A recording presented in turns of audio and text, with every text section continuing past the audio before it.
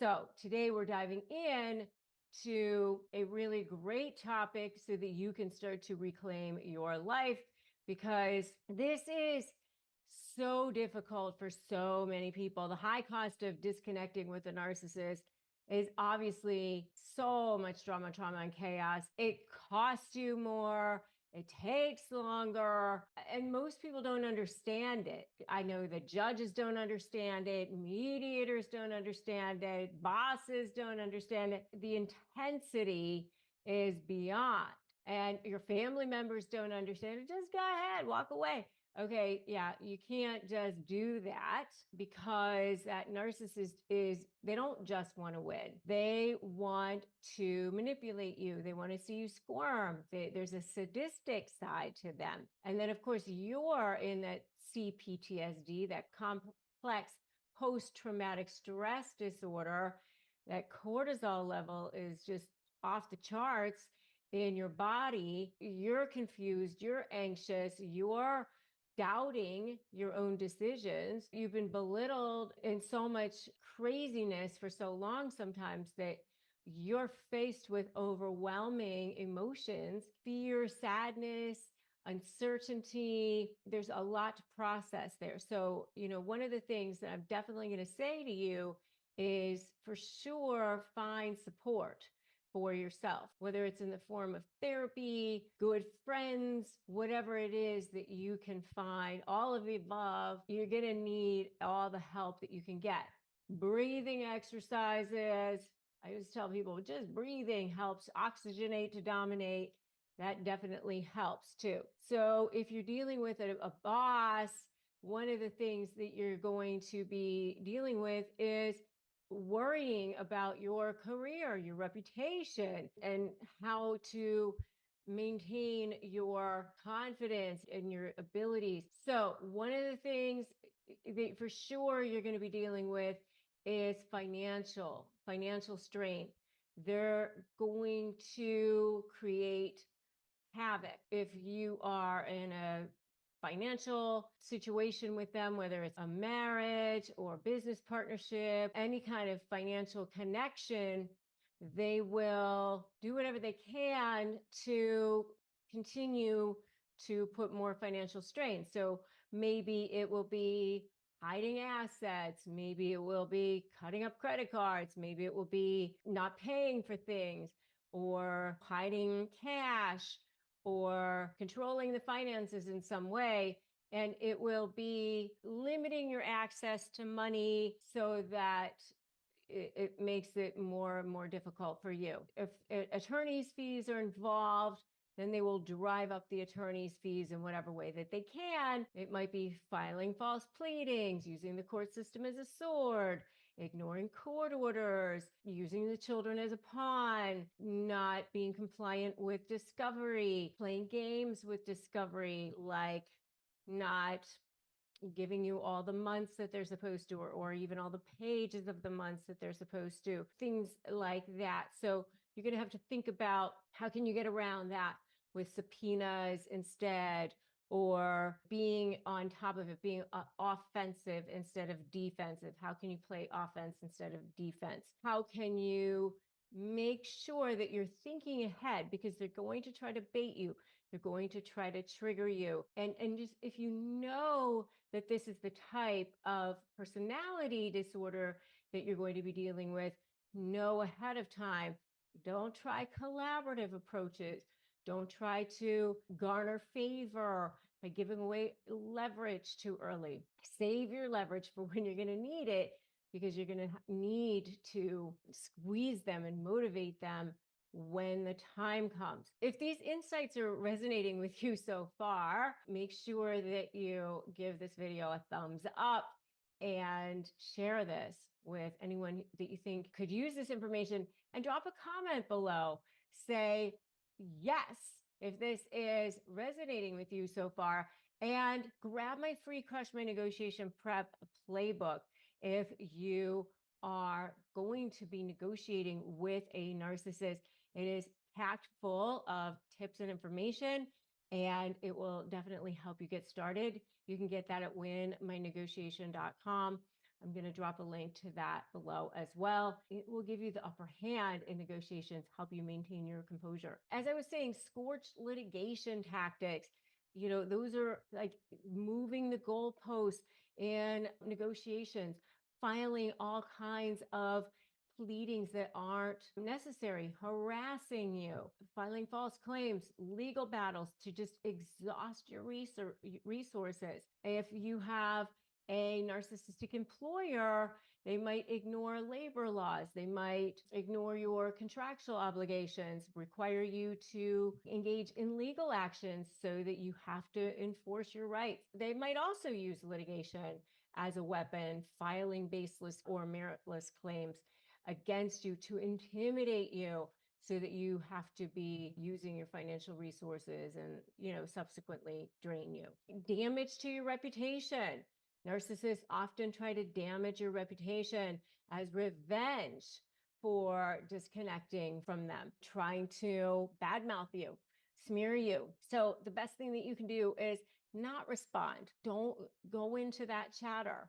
I always say I always wear jade since I'm a half Chinese, but never jade, never justify, argue, defend, or explain. The minute you're down into that mud, then you are in it.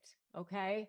Stay calm. Just document anything that they're doing. If you need to file any legal action, then you can do that as a basis potentially for your own leverage. Okay. One of the most insidious things that narcissists do is they try to instill self-doubt in you. And one of the things that you can do is just know that the things that they're doing, the things that they're saying is all a ploy. It's all a manipulation. You as you, the true you, you're valuable. That true you is speaking through and knows that none of this is true, that you are meant for more, that you are valuable. All of this is critical to build your self-esteem. On the other side of this, you're going to be so much stronger than you've ever been before. So I know for me that this has been a huge part of my own journey. And wherever you are is the jumping off point. Okay, it's never too late. It's never too late. So seek mentorship, seek support groups. Join my free private Facebook group, Narcissist Negotiators with Rebecca Zung. It's a great place for you to get started and help you find your people. Okay. Your people are going to be your people, and the people who aren't your people aren't your people. And that's okay. That is totally okay, because you don't want people around who aren't going to be your people. I always say defend your light with your life, right? So you don't want people who aren't going to be lifting you to your highest and best self. Fed up with narcissists walking all over you? Sick of everyone believing their lies while you're paying through the nose in attorney's fees? What if you could hold all the cards for a change? Hey, I'm Rebecca Zung. I'm a top 1% trial attorney, a USA Today bestselling author, and I've spent my entire career helping people slay narcissists in negotiations, most recently through my proven slay method. What if your suffering could become your superpower? Imagine turning all that pain into power, not just for you, but for others too. This is your chance to take back control. You can finally win. Become a high conflict negotiation certified coach. Help others while transforming your own life, and do good for the world. This is your chance. Go to RebeccaZung.com/apply, and I'll show you how to turn the tables for good starting today. What are the kinds of tricks that they pull? A lot of narcissists really like to use money as a tool for power and control and leverage. And so I think just sometimes just recognizing that it's not about the money and that it's about the power and the control can be helpful in normalizing. In terms of some of the tricks and going along the control theme, a lot of times they have all the access to everything. And so I mean, what I see a fair amount is that translates into they have entire visibility over all of the finances, but then you don't have any access. So they have control over all spending, et cetera, those types of things. And so I think one of the approaches that can be helpful, not necessarily if you're going through divorce, but a little bit before then. Tell me if that's in the right track, but I imagine you probably have people that are contemplating divorce. But Yeah, I think sometimes I that's think one thing perfect. that can be really helpful is if you're able, as you're trying to save the marriage, to convince them to sign up for one of these platforms like a Personal Capital or Mint or things of that nature that have account aggregation, so you can see kind of all of the finances at once. And if you can do it in the way of like, this is really a hot button for me, and that we don't have transparency, and so like it'd be really helpful for us to work on our marriage. And so you're still kind of giving them this semblance of control, but that can be a good way to backdoor your way into having visibility over all the finances, at least with what they're willing to add to the Personal Capital account. So that's something that I find can be kind of pretty effective there. Well, those are both really, really good, really, really good. I was just thinking, hiding money, they tend to, be the ones that'll move money offshore or put it in separate accounts or get paid in cash. And what happens is they've been working on their target for so long that the target ends up um, kind of feeling paranoid anyway, and feeling like the other person has all the control. And so they kind of have this imagination that there's all this stuff going on, and it may not be as bad as they might think, but they just imagine all the worst things, like, there's millions of dollars offshore, or there's millions of dollars being paid in cash. And their income is 5 times what they say it is. And um, so I think part of it is just kind of looking at the facts, and also saying, okay, in today's day and age, it's not as easy to hide money, and money usually has a trail. You can usually see wires going places. I mean, it's really hard to move money around without some kind of traceability. I mean, there's going to be some weird wire to some bank in the Cayman Islands or Nevis or something that you're going to see, or some big amount of cash that was taken out, and there's no way to account for what happened to it. So that's what I usually tell people. It's not as easy to hide money as people think that it is. Yeah, and I think one of the things that I often suggest for people that, because like you said, people can kind of work themselves into a tizzy where the fear of the unknown becomes this massive problem and kind of manifests into a massive problem that may or may not exist. And so sometimes what I think is the best way to evaluate that relatively quickly, because the decision is primarily, I've got this lingering concern. Am I going to be able to move forward with this lingering concern or not? And so you then have options to address that concern. You can hire a private investigator and do, a world search of different bank accounts and see if something like that comes up. You can do, full forensic accounting and tracing, but all of those things come with pretty hefty price tags. And they also take your case in a direction that can make it really, really difficult to resolve amicably, if the event that is, a possible outcome, which often isn't the case when you're divorcing a narcissist, but in some cases, that does work. And so, something that we often do is like the smoking gun analysis, which doesn't get to it's not a full tracing, but it's more just trying to look at all financial records for a year and do a real rounded corners that say, how much did we make? What happened in terms of the return on investment? And does it make sense for us to be where we're at? Because at the end of the day, your starting balance and your ending balance, the difference between those two are going to be based on gains or losses during that period, total income, less total expenses. So when you do that kind of smoking gun analysis and you look and you see how much in expenses does this imply that we had, is that in the ballpark?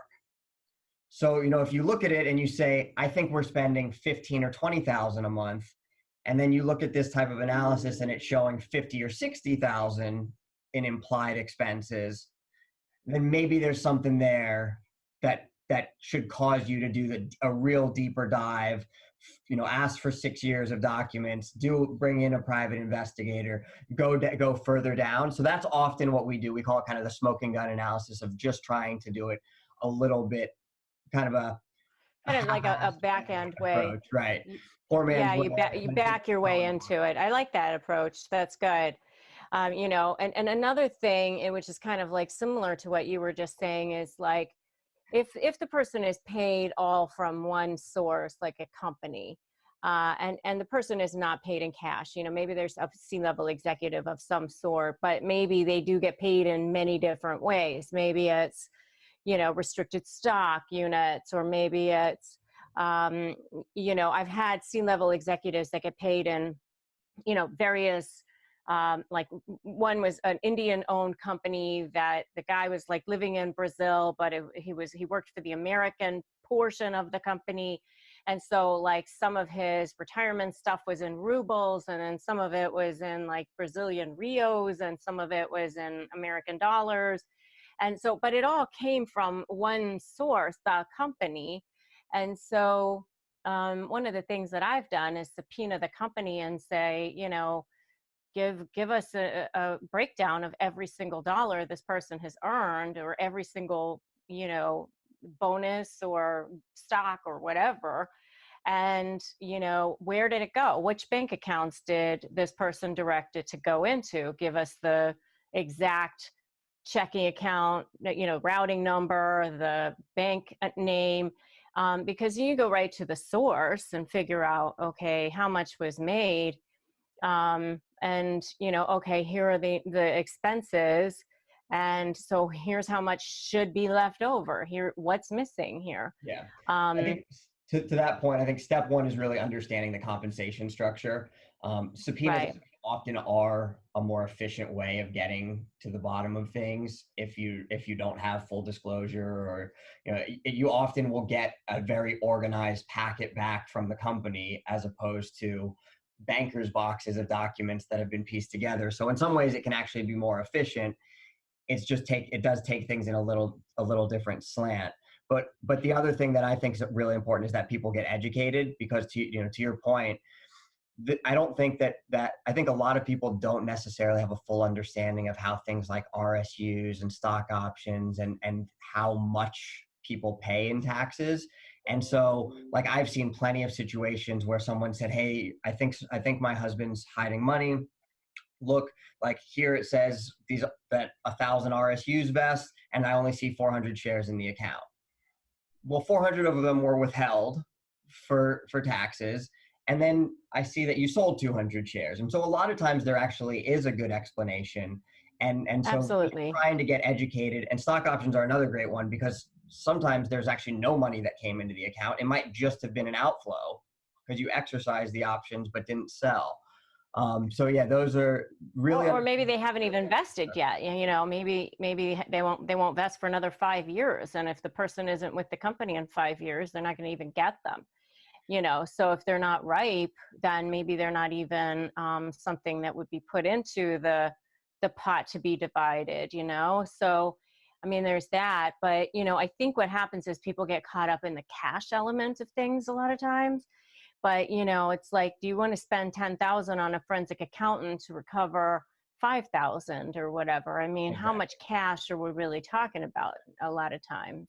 and the other thing Unless they're I think one of the other tricks that a lot of people do is put a bank account actually in their spouse's name. That's the other thing that I've seen happen quite a bit. And then or a new significant other, or their brother, or their right, parent or something. Yeah. right. Yeah, for sure. But in particular in their spouse's name, because then usually they actually have full access and control to it. because they were the one that said Well, no. I'm thinking in a divorce situation, if they're not liking their spouse very much at that moment. So am I. So am I. This is so Yeah, well, one of the private I mean, investigators. but then it's easier to get for them to get access to it. So I'm saying like they put it in a place where, hey, that's my mother's account. I can't touch that. That's, that's her money. Well, no, I but they mean, have no idea about it. So yeah. this way, it's a way for them to get away from the I was the one that hid money, because they're almost placing it Oh more. yeah. You're the one that was Yeah, hiding. yeah, yeah, yeah, yeah, yeah. Yeah, And yeah, the yeah. other thing that I think people do quite a bit in terms of just the financial abuse is you need to be cognizant if you drive a Tesla. Anything that has a computer in it can be a tracking device and Yeah, yeah. used to triangulate in terms of location, which is part of kind of that financial control dynamic. All Perfect. All right. right. Thank you. Bye. It seems like every celebrity has access to GLP-1s these days, but what about the rest of us? Now you don't need to be rich or famous to access personalized, tailored weight loss solutions just for you. Through Hers, you can take control of your health. Hers is changing women's healthcare by providing access to holistic weight loss solutions, including GLP-1 treatments with the same active ingredients as Ozempic and Wegovy, oral medication kits, and more. You'll connect with a medical provider who will develop a plan based on your needs. And if prescribed, your medication is included as part of a doctor-designed weight loss program, complete with ongoing care, online support, all at no additional cost. Plans start at just $199 a month with a 12-month subscription, paid up front, and your treatment ships directly to your door. So if you've been struggling with weight loss and you want to find the right solution just for you, start your free online visit today at forhers.com/negotiate. That's FORHERS.com/negotiate for your personalized weight loss treatment options. Hers is not available everywhere. Compounded programs are not FDA approved or verified for safety, effectiveness, or quality. Prescription required, restrictions apply. Wegovy and Ozempic are not compounded. I want to go back to a conversation. So you ended up having to leave your firm because you had issues with your partners, because they were like, "Hey, I don't like you out there speaking. This is like." It's so fascinating because I actually ended up having the same sort of situation with my partners. I I merged my practice with two other guys when we moved out here. And the one guy who I partnered with was amazing. I mean, he totally got it, what was going on with me with my YouTube channel and everything. And I was taking a percentage of everything I was bringing in. But then when he retired, the other guys were like, "Oh, the phone is ringing. What the hell?" Like they weren't getting it. Like that if the phone is ringing, but somebody's calling in from, Pittsburgh or whatever, how is this helping us over here? And I'm like, because you're getting national exposure and my name is on the firm. And it's like, you're not understanding this? Like, but okay. But I was like listening to you saying like they were so traditional, they didn't understand, like, and so I just thought that was so fascinating. Really, really I fascinating. I see that. I don't know. I mean, I see it a lot in CPA firms or in practices that have. Like, but okay. But I was like listening to you saying like they were so traditional, they didn't understand, like, and so I just thought that was so fascinating. Really, really fascinating. I mean, I might have the greatest stuff in the world, but if they think I'm a schmuck and they don't like me, I don't care how good my testimony is. It's probably not going well. Yeah, and people are dealing with high conflict. It's so personal. I mean, they feel at the effect all the time. So, okay, your 6-year-old son comes to you and says, "Hey, daddy." Where have you been? Yeah.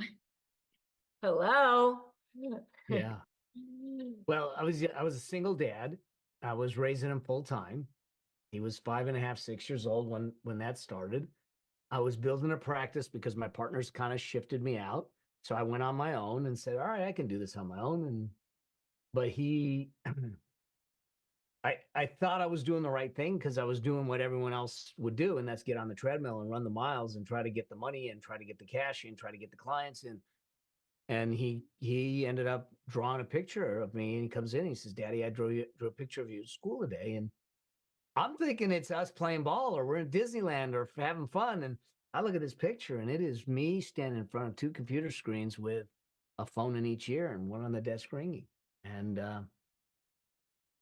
in a moment, a 6-year-old boy kind of put a mirror into my soul and said, Hey, I get that we need the profits, but I need your presence. What, and that was hard to handle because I wanted to be such a good dad and I thought I was doing the right thing. And he was the greatest gift that was given to me. And I was totally botching. I was totally screwing it up. Hmm. And it's still emotional for you. It is. It is. He's 34 too. Now I've got 2 little grandkids, and they're doing great. It's emotional because I look at it, and I never wanted him to um, struggle or suffer because his mother and I weren't together. Hmm. I didn't want him to be a victim of that dynamic, and because that was about her and I. It had nothing to do with him, but he happened to be in the middle of it because he was the child. Yeah. And I wanted so badly to shield him from it, and it was hard. Yeah. But it was a wake-up call for you, and you did Mhm. something about it. Yeah, So you yeah, just, I did. That's what got me going down this other path of saying, how do you do business differently? How do you do money differently? How do you really, at the crux of it is, how do you separate your earnings from the efforts to earn it? And you and I came up in an environment where we're driven by timesheets and tenths of hours and realization, and so everything's driven by our efforts. yeah. And I said, as long as I'm going to be doing that, I'm going to be completely hostage to the efforts and never have the freedom to be at choice to do the things that actually enrich our lives. Yeah. I mean, I remember going in on vacation, and it was like, if I went on vacation, not only did my billable hours go down, but so did all of my paralegals, because they're not going to work as hard, or my associates, everybody's production went down because I'm not there driving. And so it's like, I go on vacation to Europe for a week or two, everything is like, that's it, I don't make money. Yeah, exactly. Exactly. So okay, so you decide to do get into courses, get into programs, get into figuring out how to make money when you're on the beach. Pretty much. Now, yeah, and it's not. I mean, the fact is that it's still work. I mean, you know it. I mean, just creating content's work. Yeah. But I now had agency and the ability to control my life. And I think that when we talk about wealth, too often we talk about what's in the bank account. And I think what we should be doing is measuring our wealth in time and not dollars. And how much time in my life do I control and do I have the choice over? And because there's plenty of people I know that have hugely wealthy bank accounts and horribly bankrupt lives. And I didn't want to do that. I didn't want to do that. I didn't want to jeopardize my relationship with my son and then my wife and just life in general. Yeah. It's so much about mindset, right? I mean, Yeah. so I want to get to, I mean, you were diagnosed with cancer, and I want to get to that.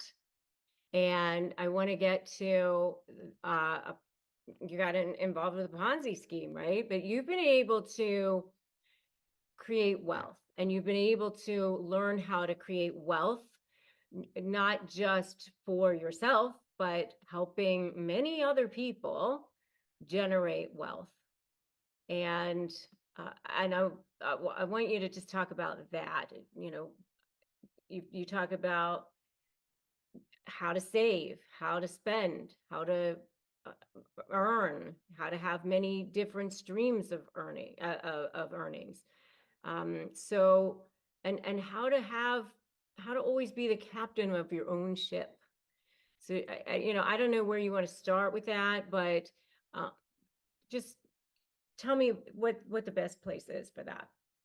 I think that it goes back to that realization of how do I find a way to not be beholden to the efforts to generate the income. And a lot of times what happened was I was trying to figure out for me. I had my son, I was trying to make sure I was there for him. And so I knew that if I kept getting off the treadmill, I wasn't making money, like you said. And I said, how do I do this? How do I make it so I'm able to do this and take a day off, go on? I was like the only dad on one of his field trips. It was all moms and one dad, me, at Knott's Berry Farm. Yeah, you go.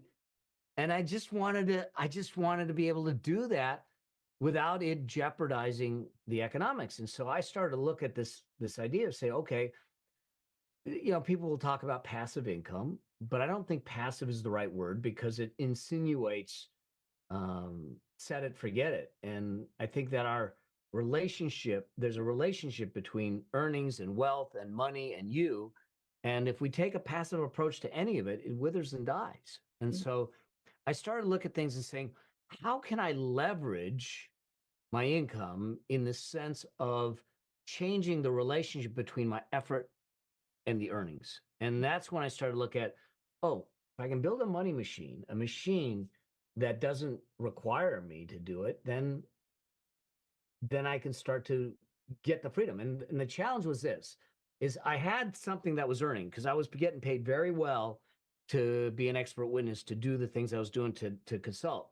What I needed to learn was how do I take a piece of that and use it to build something over here that will, once it's built, will take care of things and I don't have to do a lot of effort.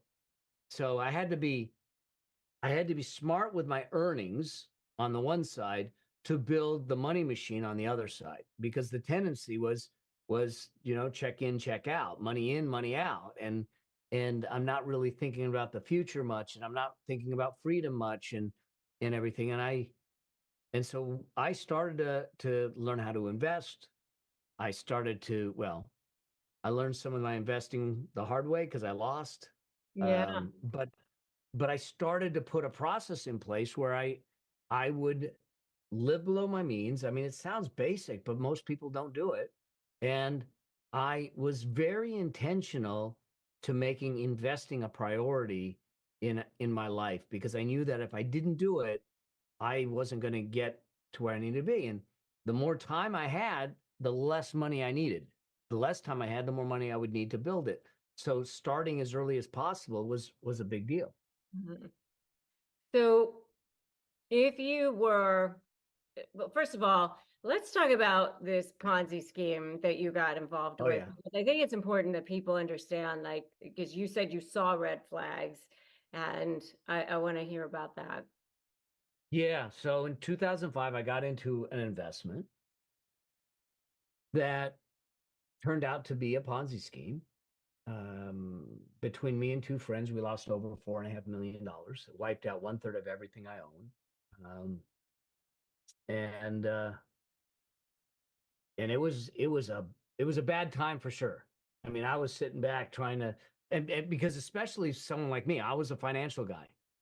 I'm the guy that would testify against someone like this to put him in jail as the expert witness.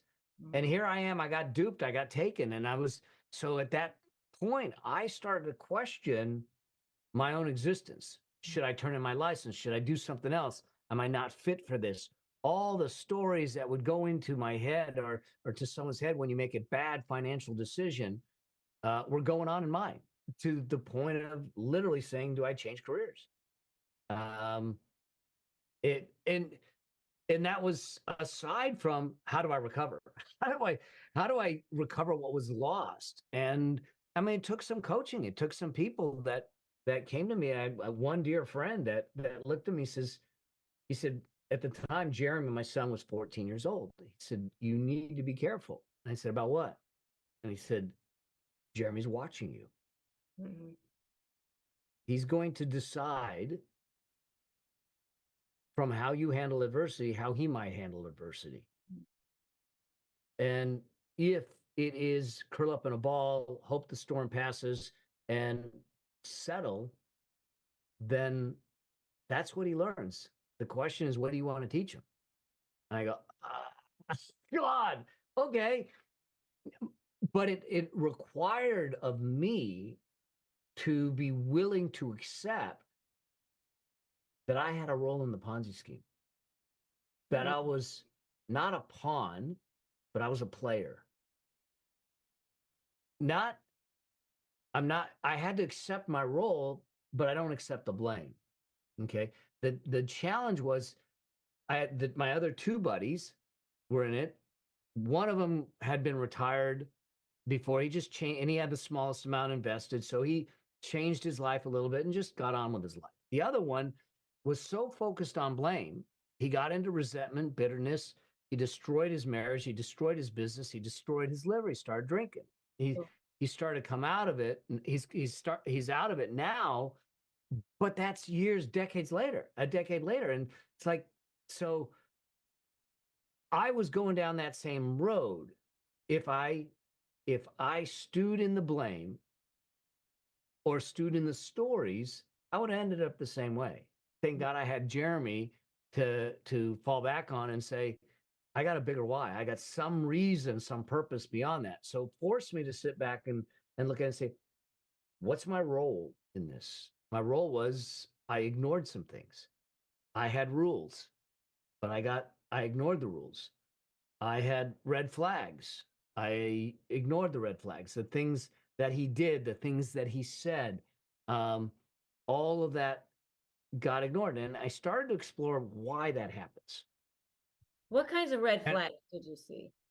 Well, I think that one there was one that he did where what he was doing is he said we were doing things in like 6-week cycles, and we would get supposedly 21% every 6 weeks. And so what he would do is at that first 6-week cycle, he says, I'm ready to pay you off. Do you want the money? Do you not want the money? And I said, no, go ahead. And my thought is, give me the money back. I'll sit out a cycle and then maybe come back in. But then he turns around and he says, now, just so you know, if I give you the money, then you're going to have to pay tax on it. I'm an accountant. So he's like, oh, let me pull the strings. And he says, but if you just roll it, I can just roll it and not have you pay the tax on it. And then he said, oh, by the way, I have another deal. Do you want to put more money in the deal? So not only did he keep my money, but he started asking for more money. And he says, do you know anyone else? And I should have that should have raised the red flag for me in the sense of going, Then there was delays in getting documentation. I ignored it. I listened to excuses, all of that type of stuff. And all of that should have got my attention to a point of saying, I need to be more direct with him and ask questions, say, no, we're not going to do this unless I get this. Now, I don't do any investing anymore that doesn't follow criteria. And I might leave $1 billion on the table. I don't care. Safety first, growth second. But how did it happen? It happened primarily because I allowed my emotions to get involved. I allowed him to get into my psychology and stir things up. He did things like, one, aspiration and dreams. He literally saying, like he's showing the money. Like, here's what's going to happen. This amount that you invested is going to go to here. And like, imagine what your life's going to be like. Now he's triggering the emotions in the process. The other thing that he did was something that I call, I mean, it was reciprocity, basically. He did me some favors that got, like, he heard me talk about, I was teaching his kids, I had a martial arts studio. So his kids were, how I met this guy is his kids were training the martial arts. And so I was teaching his kids martial arts. I happened to mention something about wanting to do something, wanting to get something. I couldn't figure it out. He got it for me. So now I was indebted to him. Oh yeah, And they he do used, that. he They didn't do. use it directly, but he knew the psychological impact of those things. Yeah, He do that. was a master manipulator when it came to these different elements. When he would put paperwork in front of me, and he had he was at one point a hedge fund trader, and he had his old title and everything on it. So all of a sudden he's bringing credibility in. So he's playing all of this. When I start to unpack it after the fact, I'm going, man, he just played this game big time on me to a point where he just stacked the psychological elements. And the bottom line is that anytime our emotions get involved in our money decisions, they're typically not going to be good decisions because we're not thinking about it logically. He got me all of us caught up in the emotional aspiration and some of these. He threw a huge party for his dad's birthday on the bluff in Malibu. Fireworks off the shore. John Michael Montgomery, which at the time was a big country singer, was there playing. Like, and he just put the whole full court press on, and he invites all of us and it's like, so. I'm just so like seeing the narcissism, like the Oh full my God. love bombing, like the full on love bombing. It's exactly how a narcissist operates. It's exactly the same in a romantic relationship, in a business partnership. It's a full on textbook narcissistic. That's exactly what they do. They come on super strong. It all seems perfect. It's too good to be true.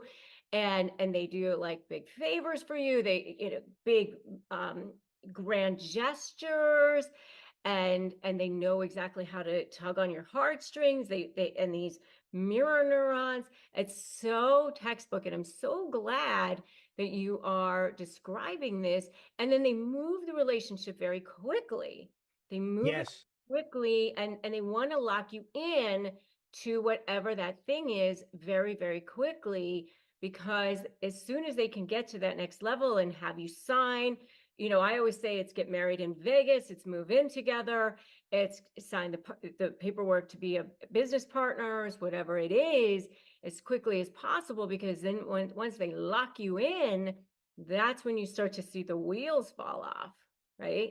Yeah, and there was deadlines, and I don't. Then he did another thing where he said, I don't really need the money, but because of your relationship with this guy, I'm willing to accept it. So it's like he pushed me away, and then I go, no, I want that. Oh yeah, well, it's because the dopamine hits. So they use dopamine, and the dopamine is that addiction, right? It's the same thing that's going off in your brain as like when you are playing Angry Birds or whatever it is. And so then when it gets taken away, then you get that cortisol, hit, and it's like, oh no, I need that hit. I need that hit. I need that hit. And so it's a dopamine cortisol mix that's going on in your body. It's so textbook. I'm so glad that you're describing this, because, here you are, obviously very smart, very educated, very intelligent, and it's so, I'm grateful that you're willing to be vulnerable and share all of this. So I just want to acknowledge you for that and thank you for that, because, people who are listening can go, oh my God, if it happens to him, like it happens to anybody. And I always say to people, They don't attach themselves to you because you have so little value. They attach themselves to you because you have so much. And Oh, that's what they look for. That's what they yeah. look for. Yeah. Yeah. It certainly was a rough one, you know. Sure. It could have destroyed me if I had let it. And if I had been alone with no other bigger purpose, it might have. Well, the fact that you chose to see a bigger purpose, right? I mean, because people can be very stuck in their victim rackets and their victim mentality. I mean, and so then you have a choice in how you respond. You have a choice in how to uh, to see what happens to you. Yeah. I'll admit it, I'm that person. I'm the one the night before a birthday, an anniversary, or any kind of special occasion, I'm frantically searching the aisles for the right card and one that doesn't seem kind of corny or cringeworthy. You know the struggle, right? But then I found Moonpig. It's a total game changer. They have tons of adorable, funny, even heartfelt designs ready to go. And you can even personalize them, which is super cool. You can even upload your favorite photos or tweak the text to make it uniquely you. And they'll even suggest clever messages if you're feeling stuck. Oh, and no more forgetting birthdays or scrambling for addresses. Moonpig lets you save everything in one place and even sends you reminders. Plus, they've got the opportunity to upload gift cards from all your favorite places like Sephora or Starbucks, so you can really nail that perfect gift vibe. Once you've designed your card, they'll even mail it for you, or if you want to hand deliver it, they'll send it to you with a cool envelope. So guess what? This is your chance. Your first card is totally free. Just use the code FREE and go to moonpig.com/US/negotiate. Seriously, stop stressing and start impressing. Make someone's day with Moonpig. Try it right now. Then let's talk about some of the other ways that narcissists will abuse you financially. Cutting off credit cards, moving assets, preventing career advancement. Let's talk about some of those other things that they'll do. So certainly, cutting off credit cards is one vehicle, right, to keep somebody essentially under your thumb, right? All of a sudden, you don't have the credit cards that will help you pay for the most basic necessities in your life: food, clothing, childcare, all of those kinds of things, right? And your credit limit used to be limitless when the narcissist was feeling magnanimous, and now you have essentially, the narcissist has decided that you're not on the narcissist side anymore, and so the credit cards get cut, your limits go low, if any, and you're standing at the grocery store and you can't pay for the groceries, or you have now found yourself so isolated, and you don't have those passwords to even understand what the finances are because the passwords have all been changed. The mail is no longer coming to your home.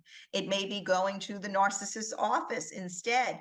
Or, obviously with online, now you don't have any of that access. And so it is really a strategy to keep you under that person's thumb and to keep you dependent on that person. Yeah. Moving assets is another one. Moving assets is very difficult because once the assets start to move, it makes it much more difficult to trace the assets. And so maybe things were in joint names and all of a sudden there's no more money in that bank account. Or maybe you had a brokerage account and the brokerage account has now been moved, or the assets have now been moved into a different brokerage account. Maybe it was in joint names and now it's only in his or her name alone. And so you no longer have access to the funds and the security that you had access to before, which makes you even more dependent. And look, I think at that point, it's time to it's a wake-up call. I think maybe the wake-up call could have happened earlier, but certainly that is the wake-up call. When assets start moving, when someone is even moving assets to other family members or to friends, and you don't have control of that. Perhaps things are being moved into trusts, and all of a sudden, you know, somebody is saying to you, just sign here, it's okay, you know, or taking you to an attorney of their choice to just sign here. Those are warning calls that you need to be aware of. Yeah. And then they play games, like they'll start paying the bills from, your account first, right? Yes. They'll deplete that account first.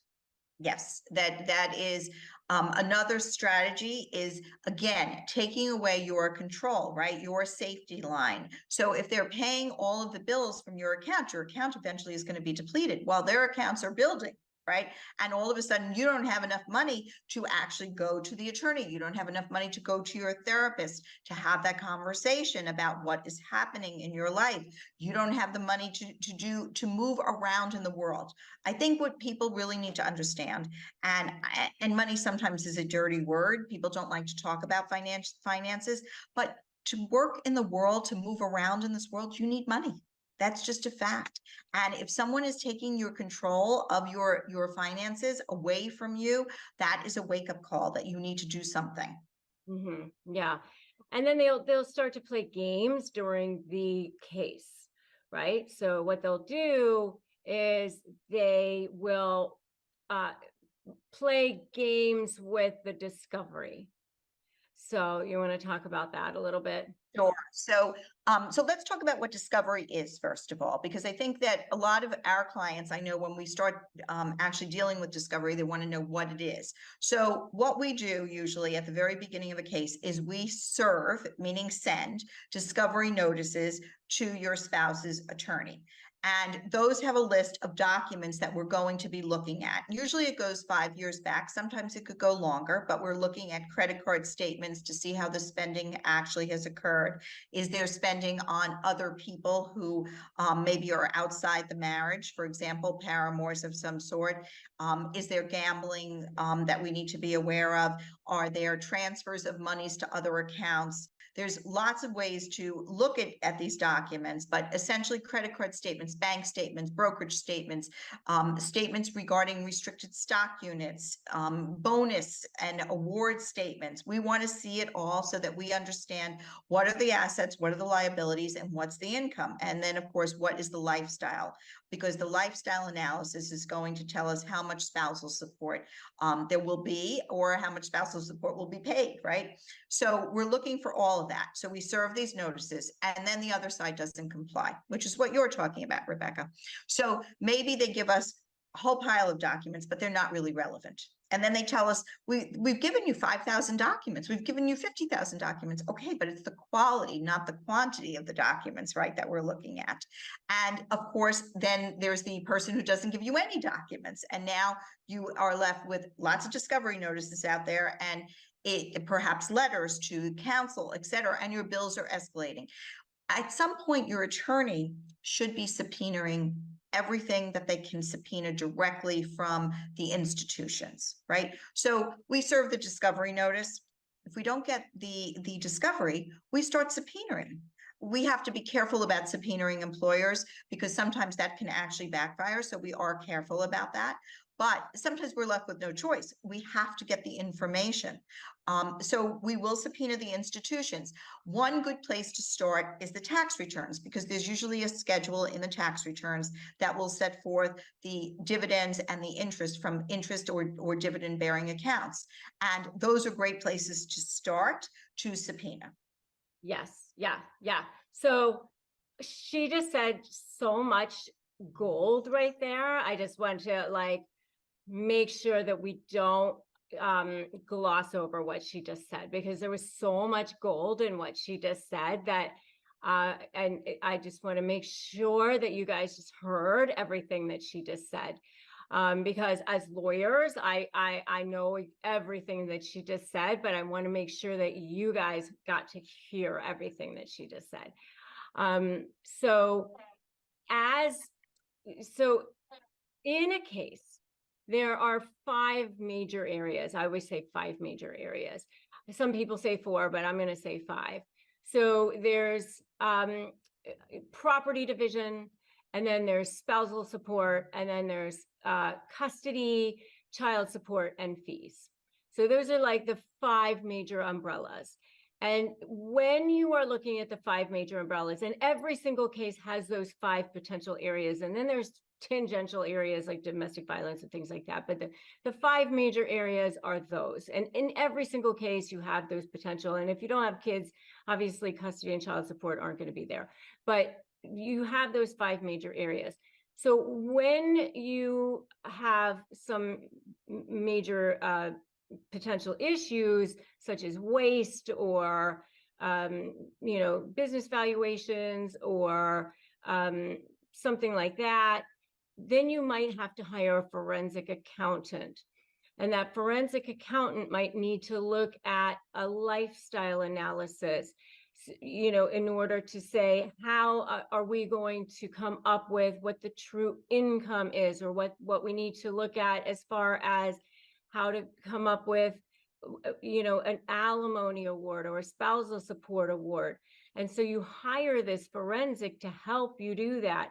And what they have to do is they have to actually go back and track every single dollar that was ever spent or ever looked at. And what they do is look at the last 5 years. It's kind of painful, actually. I mean, for them. And, they literally go, how much did you spend on this, shoe purchase, or this grocery store purchase, or this, literally every single dollar. And they put it together into what we call a lifestyle analysis. So that's what she's talking about with that. And tracking every single dollar. And so that's what a lifestyle analysis is. How much did you spend on your pets? How much did you spend on your nails? How much did you spend on literally, that's what a lifestyle analysis is. And it's kind of painful, but that's what it is. It kind of feels like a rectal exam, I think, honestly. But because you never think that that's what's going to end up happening when you're actually doing it until you go through a divorce, and then that's what it ends up being. But you need to know what somebody's true income is in order to come up with, because it's important for alimony, it's important for child support, it's important for a fees claim. So, true income is really, really important for all 3 of those. So that's what she's talking about for that. Now, when you're talking about subpoenas, so when you actually are trying to get documents from somebody, they can either hand them over voluntarily, but when you're talking about a narcissist, they usually don't. They usually don't. And so what happens is you say, hand over 12 months of bank statements or whatever it is, or 5 years of bank statements. But what happens is they'll hand over everything but December or something like that. And then you're over there going, well, where the hell is December? Or they'll hand over everything except for page 5 or something like that. And you're like, where's page 5? And, and it's so annoying as hell. And all of that costs money because your paralegal's like looking through it and they go, everything but page 5 is in here. And so you have to go, here's a motion to compel. I need page 5. And it gets extremely expensive and time consuming because you're not allowed to just file the motion to compel. You have to prove that you tried to do it, yourselves first, or at least most jurisdictions you do, right? And so Good faith, sure. Right. Good faith, try to do it yourself. And then that costs money first. And then you have to, then you can file your motion to compel. So all that costs money. So what she's saying is, instead of doing that, just go straight to, Bank of America and file the subpoena, because at least then, that Bank of America isn't going to piss around. They'll just give you the whole entire statement. That's what she's saying. So it's a little bit more money because Bank of America is going to charge you for the copies, but at least you know you're going to get the entire statement. So that's what she's saying. That's 100% correct. Exactly correct. And look, I think that the point of sending the subpoenas in my mind is that sometimes, and I've watched this, right? Lawyer is sending the letter and another letter and another letter. And I'm thinking to myself, why would we be begging for these statements? They're going to come in this beautiful package from Bank of America, for example. They're going to be certified. They can go straight into evidence. They're true and accurate copies, they're business records, and I don't have to now spend all this time begging for my discovery. Right. And as long as you can get them, I mean, sometimes it's harder because it's an out-of-state subpoena or something like that. It depends on where they're from, right? So sometimes you can't. Yes. Now, and what she's saying as far as going to the employer, it can be difficult because if they're self-employed, or if the employer is, you know, their friend or something, because it's a small company, well then he ain't gonna bother, because you know it's not gonna be probably accurate anyway, you know. But if it's a public company or a big company or something like that, maybe it's worth it to subpoena the records from the employer, you know. So you have to weigh that out. Yeah, I think that the biggest issue about subpoenaing the records, and you're correct, obviously if it's a friend, it makes it much more difficult.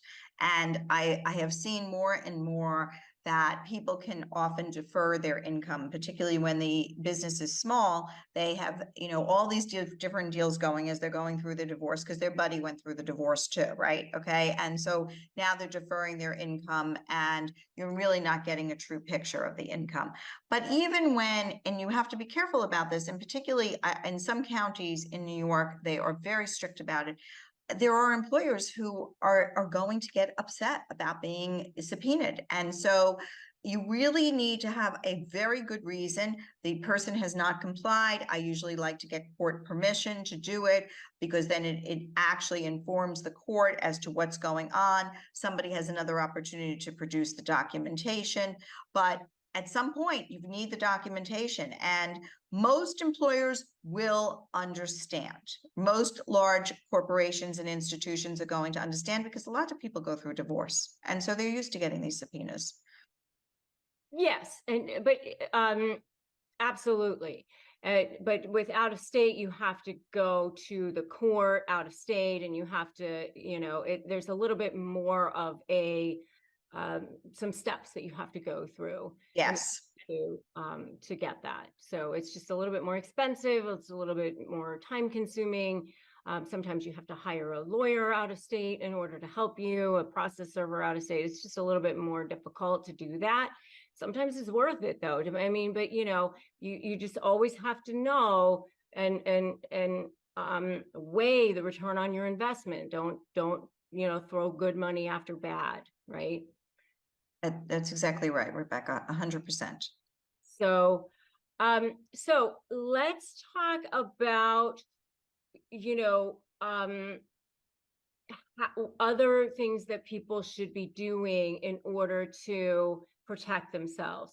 You know, what other kinds of documentation that they should be looking at, emails, texts, you know, that sort of thing. What else can they do? So look, first and foremost, I think that people need to make sure when they're signing those tax returns that they actually know what they're signing. Because, you know, we touched, or you touched on this idea of business valuations, for example. And I think that it's very important that people understand that they actually need to make sure that their tax returns are accurate before they sign them, or before they actually allow the accountant to be filing them. And then they should be keeping copies of them. And they need to also remember that the accountant works, if you're filing joint tax returns, for both of you. So the accountant should be providing you a copy. The accountant should be answering your questions. And you should not be, you know, being put in a situation where you're told, sign here, okay, and you're not able to review it, or sign here and you were given 1 minute to get them to the post office, or to tell the accountant to e-file them. So it's very important that you review those tax returns, because they are an admission, essentially, of what the income is. And if you're being misleading, maybe it's not you who's being misleading, but when you file those joint tax returns with your spouse, you are agreeing to the government that this is your income. And so it's very important that I think first and foremost that you deal with that particular issue. The other issue is making sure that you keep records of bank statements, keep records of the credit card statements. Start to gather essentially your file so that your attorney is not having to hunt down every single thing that is going on. Those bits and pieces that woman gave me, they made her case. They really did. They were millions of dollars, and they came sometimes in little tiny pieces of paper like this big, okay? But, shredded, okay? But $5 million later, okay, she had found that money essentially. I mean, look, we did subpoena it, we did find it, but essentially she gave us the breadcrumbs to be able to do that. So start gathering your statements, start gathering the credit card statements, keep your eyes open. I think that these are all important things to be doing. Yes, your attorney is not a mind reader, and there's not some, a thing out in the sky where your attorney can go to and, find all the information. You have to provide it to your attorney. So, the more information that you can bring to your attorney, the better it's going to be. I'm going to add something, Rebecca, because it comes up a lot, believe it or not. So very often people decide that they're going to fill out these applications for mortgages or for loans, and they're going to have to state what their income is, or whether they've been given gifts, or whether they've been given loans, and they misstate that information, right? And that often comes back to bite them, right? So for example, a parent may give, the couple or a party a loan.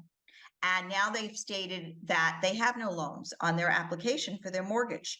It was a loan, but they decided to make it into something other than a loan because they wanted to look more favorable to the mortgage company.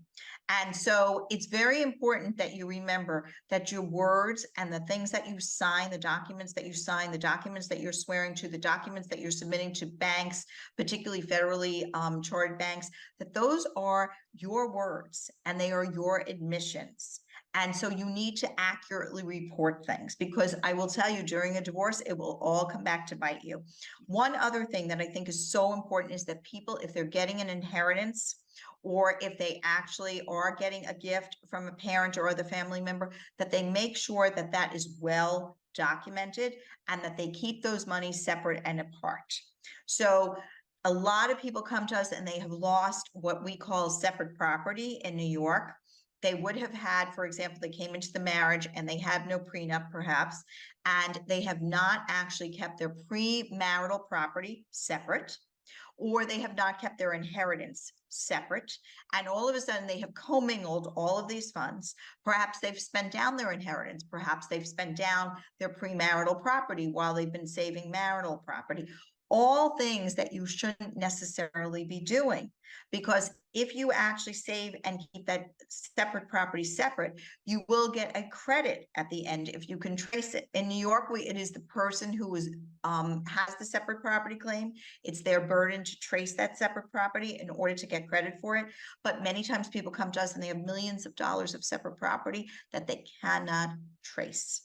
And so it may just be gone. Really important. Very good advice. Yes, very good advice. And gather those important documents and put them in a safe place. Make copies of them and put them in a safe place. Yes, yes. Keep them. I think one of my first cases ever was a matrimonial case where the woman had a fabulous prenup. But when she was hospitalized, and when she came back from the hospital, prenup was completely gone. She never saw the prenup again. And the prenup would have been very favorable to her. The attorney was long gone who had drafted the prenup, and nobody was going to be talking about that prenup except for her at that point, and it was gone. So you need to make sure that you keep your documents safe. Make sure that a family member has a copy. Make sure that they are in a place that is not going to just be in your email, and your emails become, are erased, or somebody's gone into your emails and deleted them. Make sure to keep your passwords safe. All of those kinds of things you really need to pay attention to. Yes, very, very good advice. Now, let's talk about how to prepare yourself financially for a divorce. If you are getting ready to go through a divorce, it's different to prepare financially if you are the what we call the moneyed spouse or the non-moneyed spouse. The moneyed spouse is usually the one who is making more money, and very oftentimes the moneyed spouse is the one who has more control over the finances. Sometimes it's not necessarily that way. Sometimes you see the person making the money and then the other person who hasn't been making as much is the one who has been paying the bills and in control of the finances. But a lot of times what you see is you see the moneyed spouse also usually has control over the actual money. So if you are the non-moneyed spouse or the person who doesn't have control over the finances, it's really even more important for you to prepare yourself financially for divorce. And if you are getting ready to divorce a narcissist or anybody, make sure you check out my video on before you divorce a narcissist. Watch this because that will give you tons more information. If you are getting ready to divorce a narcissist or anybody, and you're in it to win it, give me a in it to win it in the comments. Regardless of who you are, whether you're the moneyed spouse or the non-moneyed spouse, the very first thing you're going to want to do is gather your financial documents. So when you go to file for divorce, and once the divorce is filed, regardless of where you are, you will have to disclose information about your finances. So generally, that means a couple of years of tax returns, several months of bank statements, credit card statements, savings accounts and checking accounts for both personal and business. It also means credit card statements for both personal and business. And it usually means any kind of prenuptial agreements, deeds for real estate, retirement account statements, pay stubs, the way that you've been paid, whether it's maybe it's a 1099 or maybe it's a W-2 or maybe it's a K-1, but you will need to be able to have access to all of that information or actually copies of all of that information. Your lawyer will need that. And, for how long will you need it for? I mean, at least several months worth of financial statements for banks and credit cards, probably at least a couple of years of income information for your tax returns, and then at least a couple of months of statements for current pay stubs, things of that nature. So that's number one, is gathering your financial information. Sometimes if you're the non-money spouse, it can be kind of hard to get access to that. Don't beat yourself up over it. If you can't get access to it, then it will have to be disclosed anyway once the case gets started, but it's a little bit easier for your lawyer if you've already got that information, because now that avoids having to send out requests to produce, and then if the other person doesn't produce the documents, then your lawyer now has to file some kind of motion to compel the information to be disclosed to you. So I would just say the more you can get your hands on, the better it is. I actually had a client one time who would just get little bits and pieces, and she would just drop it off at my office, and she did that for like 2 years before we actually even started the divorce. But that's what she did. And so gathering your financial information is going to be really, really important. Number two is going to be understanding your lifestyle and tracking your expenses. So if there's going to be any kind of a claim with regard to alimony or support or maybe even child support or something like that, lifestyle and monthly expenses may end up being an issue. So it's really good if you have a really good understanding of how much you've been spending monthly on anything, including mortgage, taxes, insurance, electricity, utilities, cell phones, but also dining out, insurances, pet expenses, grooming, gifts for people, any kind of children's expenses, tuition, lunches, anything that you're spending for the children. extracurricular activities, things like that. So make sure you have a really good understanding, if you can, of what the lifestyle has been, because that will also help you as well. Sometimes people need to hire forensic accountants for lifestyle analysis, and if you've already done the work, it will save you lots and lots of money. Number 3 is having access to cash, because especially if you are the non-moneyed spouse, yes, your lawyer can potentially file something for you to get some sort of support for you on a temporary basis and going forward. And yes, maybe your spouse will continue to deposit their paycheck into the joint account or let you have access to credit cards and things like that. But they may not. They may cut off your access to that. And yes, your lawyer can file something that orders the court, where the judge will order the narcissist or whoever the other person is to continue to pay for those things for you and can you continue to give you access to those things. But in the meantime, while they've cut you off, your lawyer has to file the motion, get the hearing time, get in front of the judge, get the judge to give a ruling, and all that time you're trying to live. And how are you going to? So if you can, ideally, it would be better if you have at least a few months worth of cash that you have access to, that you have sole control over, and also enough to hire a lawyer if possible. If you don't have a way to save it up for yourself, maybe you can call upon family members or friends to get a loan for you so that until your lawyer can go and get that money back from the spouse, from a court hearing, that you take it out in loans. And obviously there's no guarantee that you can get it back, but that is something that you will want to talk to your attorney about. But in the meantime, if you can get access to having enough cash to get you going for a few months, and also hire an attorney, that would be the ideal situation. The last thing is just prepare yourself and your documents in making sure that your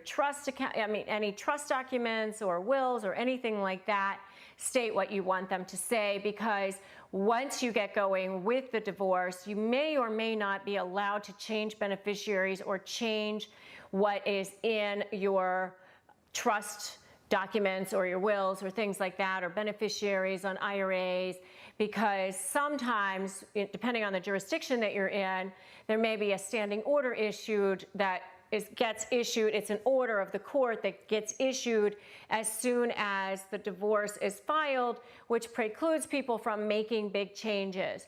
So, it will preclude you from also putting the house on the market or doing anything like that unless you agree to putting it on the market or making these big changes. So if there are changes that you want to make, you should probably talk to your lawyer, but those are the kinds of things that you're going to want to do prior to the divorce being filed. So let's talk about Kim and Kanye. So they reportedly have a prenuptial agreement in place, and they're worth a combined $2.1 billion. Yes, that's billion with a B.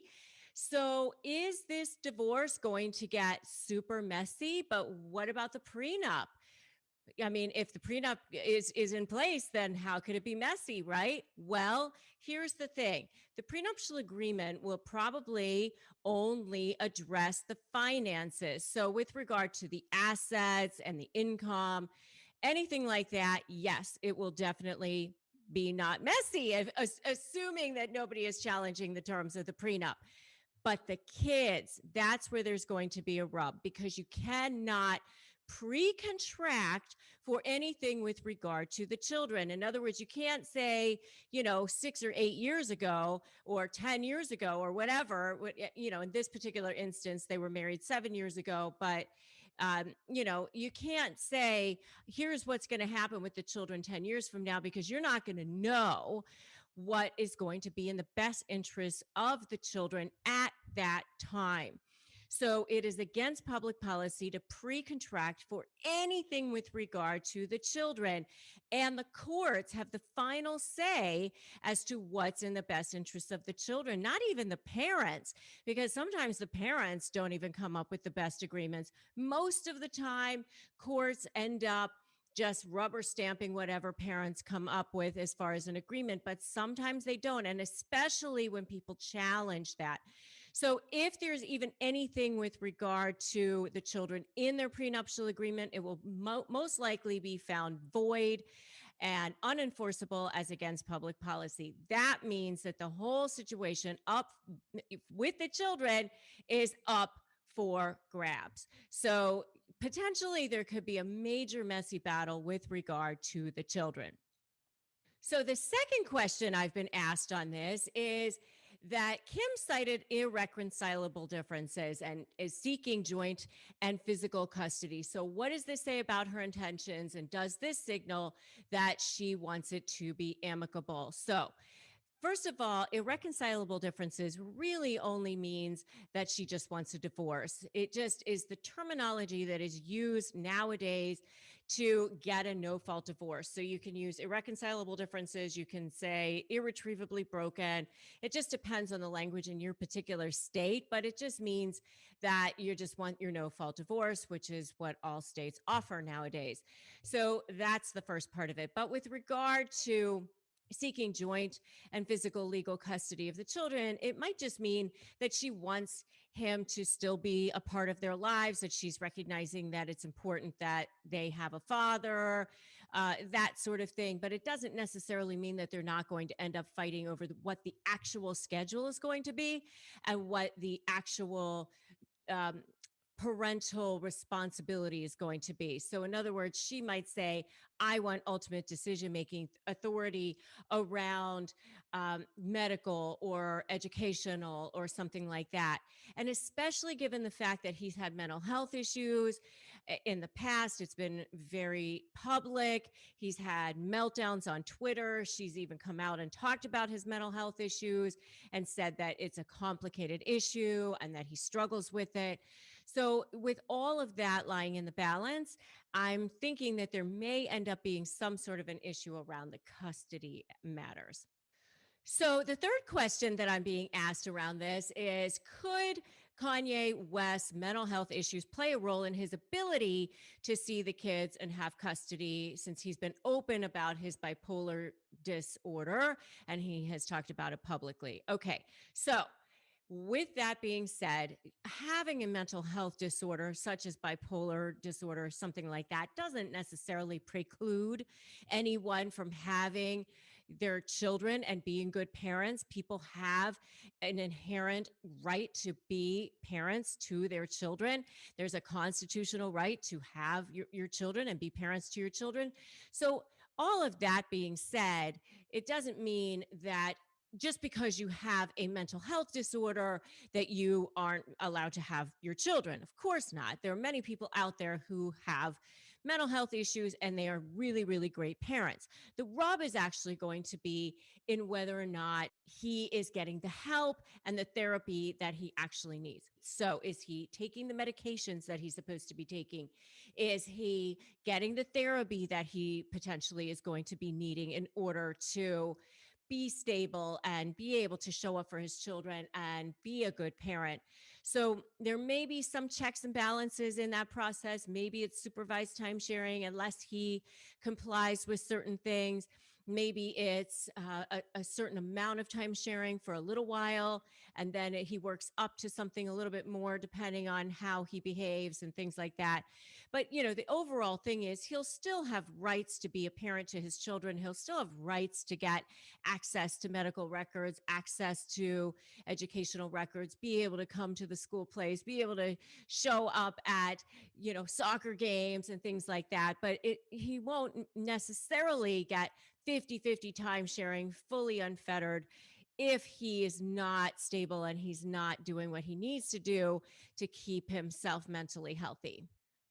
And if you definitely saw this divorce coming, give me an I saw it coming in the comments below. So the next question that I've received is, they haven't listed their separate properties and assets, but Kim reportedly noted in her petition that pursuant to the parties' premarital agreement, all assets and obligations of each party are his or her own separate property. And she also asked the court that each of them pay their own attorney's fees. So what does this mean? So this means that they probably have kept their assets pretty separate throughout the marriage. And the prenuptial agreement probably says something like anything that's jointly owned will be split jointly and divided equally.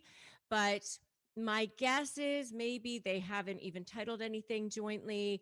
And if they do have anything that they've purchased jointly, they've already figured out who's getting what or something like that. So more than likely, the financial piece of this thing will just shake out very, very easily.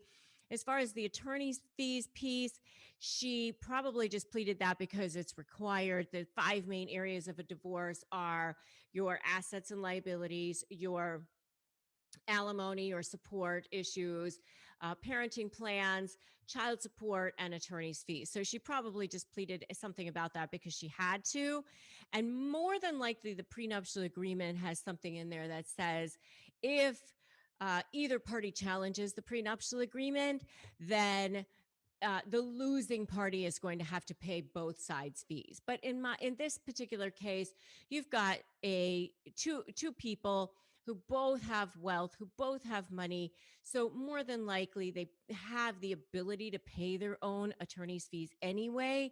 So it's not going to be an issue. So the final question is, despite the split reportedly being amicable, is there anything about the divorce between two high-profile stars like this that worries a divorce attorney? How can things go wrong? How can things go wrong? Every divorce attorney is laughing out loud right now because, of course, every single person, when they walk into a divorce attorney's office, says, I don't want to fight. Everybody says that. Even the flaming narcissists say that. Because why? Because they don't want to have to spend a lot of money. However, then people start disagreeing. And what I've heard is that Kanye is not so happy about this divorce, that he is stewing, that he is sad, that he is angry, that he is mad. And that means that if he is a narcissist, he may use this divorce process as an opportunity to make her miserable. He might try to thwart the whole process, thwart the settlement process, the mediation, the negotiation talks, by trying to punish her by fighting her on the children or fighting her on whatever he wants to fight her on, obstruct things, refuse to disclose things, refuse to come to the table, maybe not show up at mediation. You know the deal. Those of you who follow me here on a regular basis, he is a person and people are prone to do the things that people do, especially when they are narcissists. And the reason why narcissists like to thwart the divorce process is because they have this undying need, this unending need for narcissistic supply. And if you want to know more about narcissistic supply, go check out my video on narcissistic supply. I talk all about that and why they have this unending need for it. So I am concerned about that. I'm also concerned about the fact that maybe he's not regulated right now. If he is not taking the medications that he needs for his bipolar disorder, if he is not seeking the therapy that he may need, then he could be volatile. And that process could also make it very, very difficult for her, especially if she's trying to keep it behind closed doors, if she's trying to keep it quiet, if she's trying to make sure that she protects the children. Who knows? They could be both narcissists. And if that's the case, then both of them may be trying to get at the other and try to one up the other. And what happens with narcissists when there's children involved is they don't have the ability to put their children first. And so they often end up fighting and using the children as pawns to try to hurt the other side. And the losers in that situation are most definitely the children. So If you are one of these people who are getting ready to negotiate with a narcissist or with anyone, make sure to grab my free Crush My Negotiation prep worksheet at winmynegotiation.com. You are certainly also welcome to join my free private Facebook group, Narcissist Negotiators with Rebecca Zung. And I'm so glad that you stopped by my channel. So make sure that you subscribe, you hit that notification bell. If you like this video, then like it and share it and drop me a comment. Let me know what you think is going to happen between Kim and Kanye. So thanks for joining me in today's video. I'm Rebecca Zung. And remember, today's a great day to start negotiating your best life. I will see you in the next video.